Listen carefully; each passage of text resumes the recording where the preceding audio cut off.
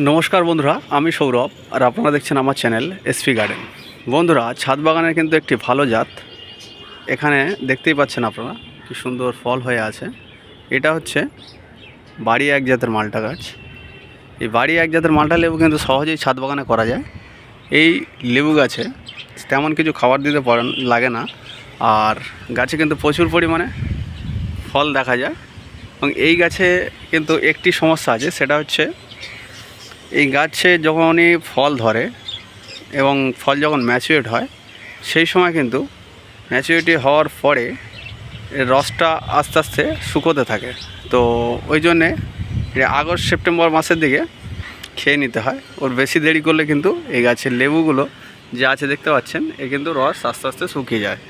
তো সেক্ষেত্রে আমাদের কিন্তু এই লেবু গাছ যে ফলগুলো দেয়, সেই ফলগুলোকে একটু তাড়াতাড়ি হারভেস্ট করে নিলে খুবই ভালো হয়, না হলে এই ফলগুলো ঝরে শুকিয়ে যায়। তো বন্ধুরা, ছাদ বাগানের জন্য কিন্তু একটি ভালো জাত, দেখতেই পাচ্ছেন এখানে ছাদে আছে। তো ভালো ফল ধরেছে, আপনারা দেখতেই পাচ্ছেন কত পরিমাণে ফল আছে গাছে। এবং ছাদ বাগানের আরেকটি গাছ দেখাই আপনাদেরকে। দেখুন, এখানে পাতিলেবুর গাছ। এটা কিন্তু খুব সুন্দর, আপনারা করতে পারেন। এই গাছে কিন্তু প্রচুর ফল ছিল, আমি এই ফলগুলো খেতে খেতে শেষ হয়ে গেছে। তো এখনও তবু যা ফল আছে, এখনও প্রচুর ফল আছে। দেখুন দেখুন তো ছাদ বাগানে কিন্তু এই গাছটি আপনারা কিন্তু করতে পারেন। এটি পাতিলেবুর গাছ, ঠিক আছে, কলকাতা পাতিলেবু আপনারা সবাই জানেন, এবং এটি কিন্তু সব নার্সারিতেই পাওয়া যায়, অ্যাভেলেবেল। এখানে এখনও ছোট ফল আছে, এখানে প্রচুর ফল হয়ে আছে। তো বন্ধুরা দেখুন, আমি কিন্তু ছাদ বাগানে দুটো গাছ রেখে দিয়েছি, কিন্তু এই দুটো গাছ থেকে প্রচুর ফল পাই। সব গাছে ফল আছে এবং সুন্দর ফল হয়। এবং ছাদ বাগানের জন্যে আমরা কিন্তু সমস্ত গাছ করতে পারি, কিন্তু কিছু কিছু গাছ করা যায় না। যেমন আমার সামনেই আছে, আপনাদেরকে দেখাই।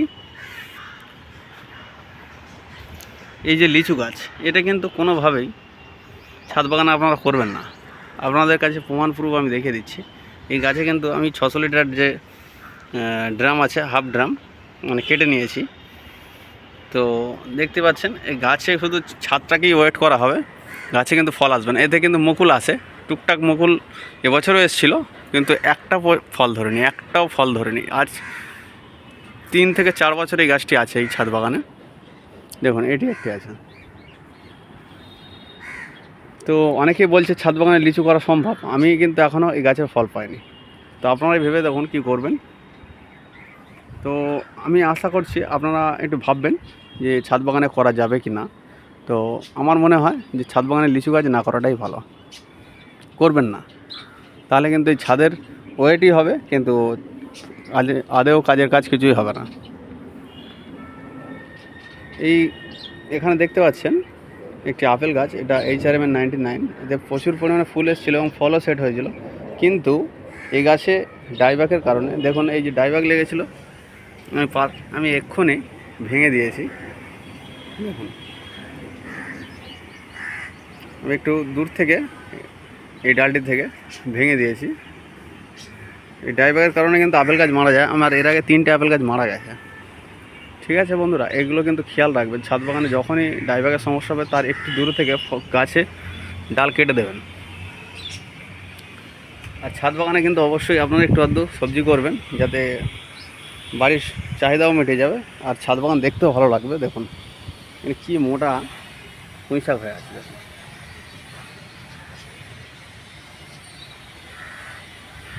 তো অবশ্যই কিন্তু ছাদ বাগানে এগুলো করা যায়, আপনারা সহজেই করতে পারেন। ওই ছাদ বাগানে বন্ধুরা এই গাছ করবেন, তাহলে কিন্তু সবজিও খেতে পারবেন আপনারা। দেখুন ভেন্ডি কী সুন্দর হয়ে আছে। এখানে একটা দুটো গাছ না, আমার কাছে অনেক গাছ লাগানো আছে। তো সমস্ত গাছে ফল হয়ে আছে, মানে সবজি হয়ে আছে।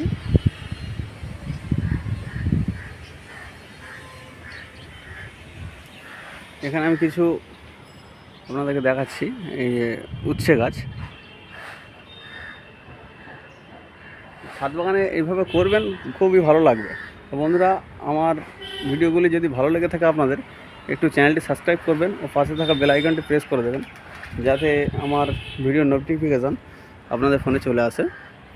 তো এই গাছগুলোতে খাবারের অভাবে একটু পাতাগুলোর সমস্যা দেখা দিচ্ছে, যেরকম এখানে দেখতে পাচ্ছেন ঠিকঠাক জল দেওয়া হয়নি, যেহেতু আমি বাড়িতে ছিলাম না। আপনারা ভিডিও পাননি অনেক দিন, তো আমি বাড়িতে ছিলাম না, এর জন্যে গাছের ঠিকঠাক পরিচর্যা করা হয়নি। তো তবুও কিছু ফল এসছে, সুন্দর ফল হয়েছে, মানে সবজি হয়েছে। তো সমস্ত বন্ধুদেরকে বলবো ছাদ বাগানে কিন্তু সবজিও করুন আর গাছের পিছনে থাকুন, অবশ্যই ফল পাবেন। আর এদের পিছনে থাকলে দেখবেন টাইম কিভাবে কাটবে বুঝতে পারবেন না। আর অবশ্যই ছাদ বাগানে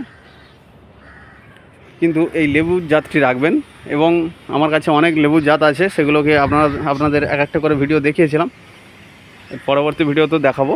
ঠিক আছে, তো ধন্যবাদ বন্ধুরা, ভালো থাকবেন ও আমার ভিডিওগুলি দেখবেন। ধন্যবাদ।